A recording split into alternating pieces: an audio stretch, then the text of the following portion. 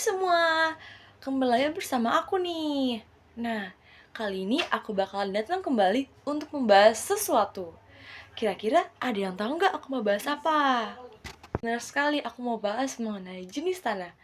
Nah, jenis tanah yang kita kan banyak banget kan? Terdapatnya tuh banyak banget jenis-jenisnya.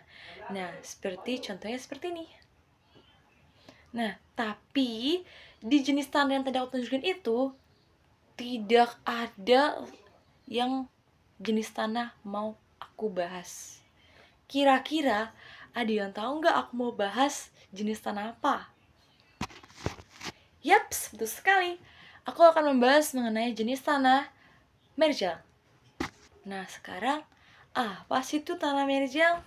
Tanah merjal atau marbalit adalah jenis tanah yang terbentuk dari campuran pasir, batuan kapur, dan tanah liat yang mengalami pembentukan dengan bantuan curah hujan yang tidak merata di sepanjang tahun. Karena kalian sudah mengetahui apa pengertian dari tanah merjal, sekarang kita akan membahas topik ciri-ciri dari tanah merjal. Yang pertama, terbentuknya oleh campuran batuan kapur, tanah liat, dan pasir. Nah, ketiga unsur ini menjadi satu tempat sehingga terbentuknya tanah merjal. Yang pastinya tanahnya berbeda. Kedua, mempunyai warna putih. Kok warna putih? Pasti kalian bertanya-tanya kan? Nah, warna putih yang ada di tanah merjal ini disebabkan oleh tanah kapur yang bercampur dengan tanah liat dan pasir. Tetapi tanah kapur loh yang mendominasi tanah merjal ini sehingga menjadi warna putih. Dan tanah kapur ini menutupi campuran lain sehingga tanah merjal mempunyai warna putih pada tanahnya. Ketiga, mempunyai tingkat kesuburan yang sangat rendah. Nah, kan seperti yang kita ketahui, jika pada tanah yang lain memiliki kandungan bahan organik ataupun unsur haranya yang sangat tinggi. Tetapi pada tanah merjal ini tidak memiliki unsur hara ataupun kandungan bahan organik yang sangat tinggi.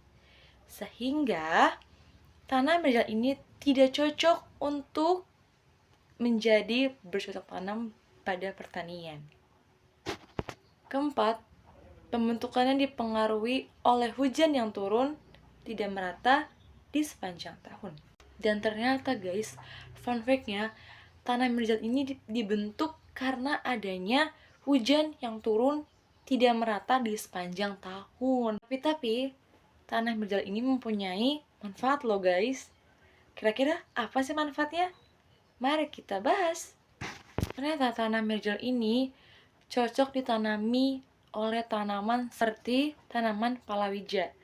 Nah, tentunya kan kita tahu kan tanaman palawija ini adalah tanaman yang sangat dibutuhkan dalam kehidupan manusia sehari-hari.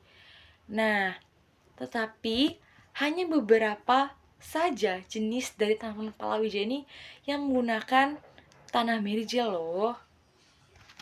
Kedua adalah ditanami oleh tanaman jati. Seperti yang kita ketahui, pohon jati memberikan banyak sekali manfaat di dalam kehidupan kita. Nah, seperti contohnya untuk kepentingan mebel. Nah, mebel itu contohnya itu seperti meja, kursi, dan lain sebagainya. Tapi bukan hanya dalam membuat meja dan kursi.